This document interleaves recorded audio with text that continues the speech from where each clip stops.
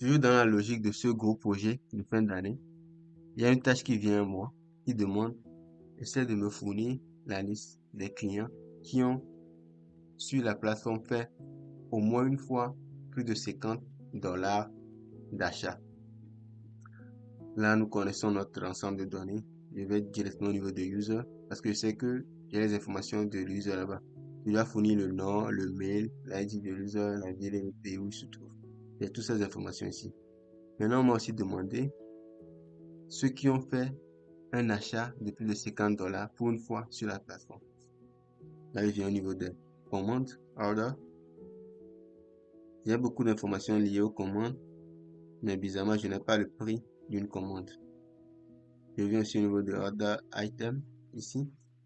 Et bingo, je remarque que j'ai sell price ici, qui veut dire le prix de la commande. Maintenant, j'ai une table ici, je vous montre.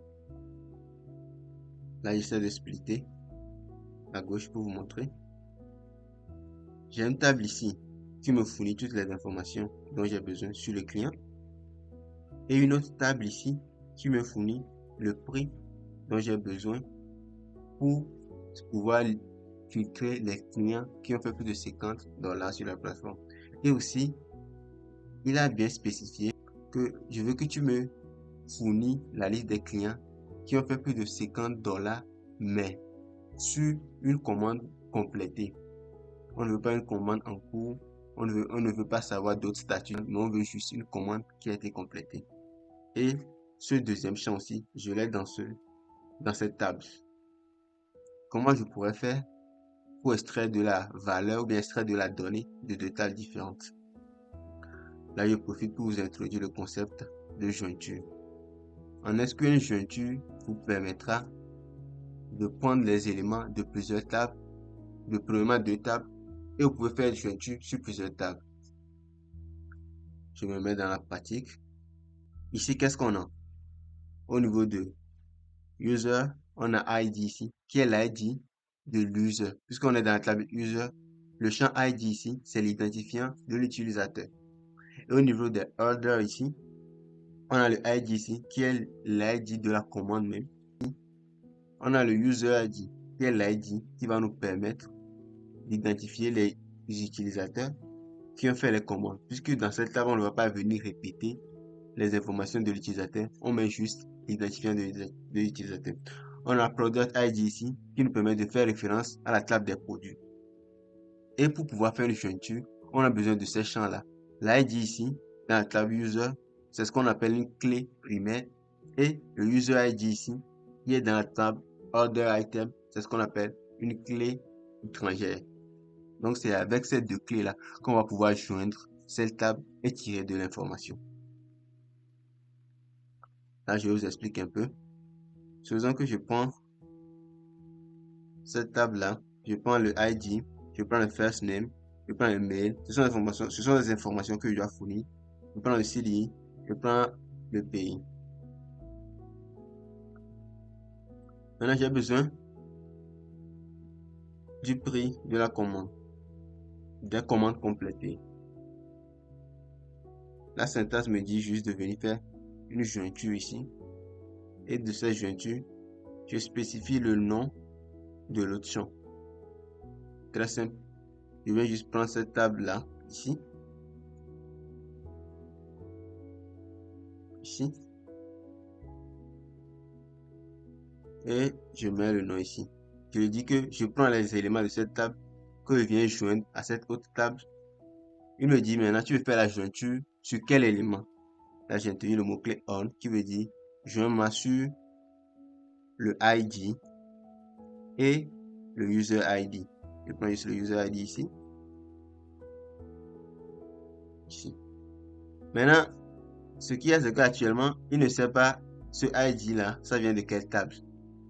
Puisque cette autre table aussi a un champ ID. Pour spécifier, je dois vraiment référencer pour dire ça vient de ce ID. Ce qu'on peut faire, c'est juste revenir copier user ici pour dire user.id.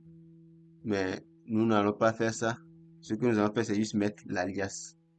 Comme je vous ai montré au début aussi. on peut mettre les alias sur les tables aussi. La table user, je mets juste U comme alias. Et au niveau de la table order, je mets juste O comme alias. Je lui dis tout simplement, prends-moi le ID ici de la table user et prends-moi le user ID de la table order item. Maintenant, il me dit quelque chose. Le ID ici que tu as sélectionné est ambigu. Je ne sais pas exactement de quelle table tu veux tirer cet ID. Je lui spécifie aussi, prends-moi cet ID là de user pour ne pas qu'il y ait de conflit. Là, c'est bon. J'ai les éléments, je peux afficher la ligne, vous allez voir. Voilà, j'ai les éléments. Jusqu'à présent, je n'ai pas encore filtré sur ceux qui ont fait au moins 50 $. Mais une chose importante que je dois faire avant, c'est de trouver, je vous montre le statut. Là, je fais un distance sur les statuts. On a vu le mot-clé distance qui vous permet juste de lister les éléments uniques. Et vous pouvez voir ici que les commandes ont différents statuts. La commande peut être annulée, la commande peut être complétée, la commande même peut être envoyée, puisque nous on livre aussi. Et la commande peut être envoyée et être retournée par le client. La commande peut être en cours. Il m'a bien spécifié. Prends-moi les commandes que nous avons complétées. Là, je viens ici au niveau du Word. Pour filtrer, on a vu le mot-clé Word. Je le spécifie au niveau de item,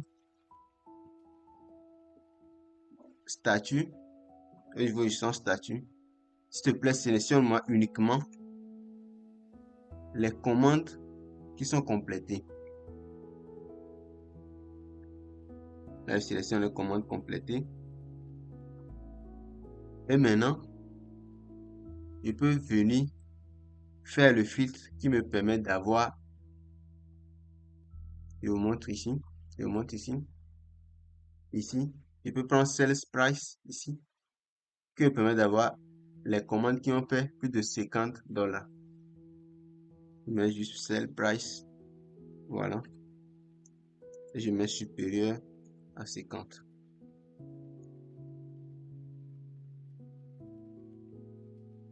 J'exécute. Je me remets en plein écran. J'enlève celui-ci. Non, je le mets en plein écran aussi. Et j'enlève celui-ci. Comme vous pouvez le voir ici, j'ai mes utilisateurs qui ont fait plus de 50 $ en une commande. Maintenant, il y a une chose, regardez ici. C'est que lui, un jour, il a fait plus de 50. Ce que je vais faire, c'est d'afficher le prix pour vous montrer. Pour que ça soit vraiment explicite. J'affiche le prix pour vous montrer.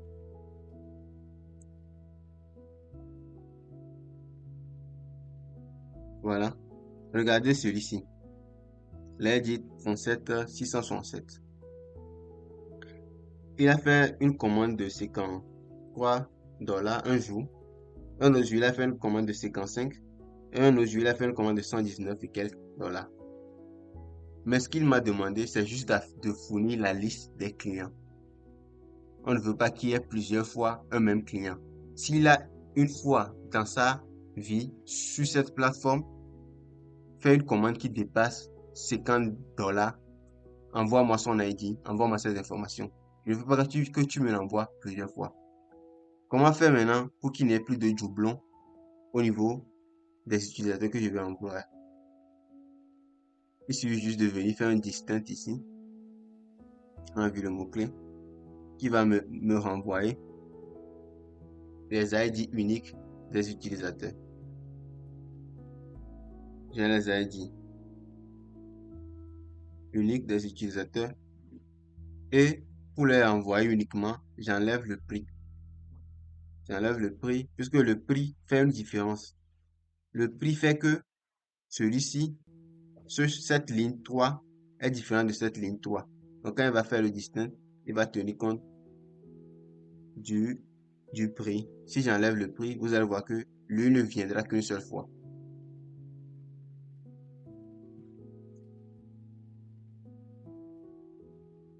Voilà, là c'est bon. Même si je retourne n'importe comment, on n'aura pas un client qui va venir deux fois.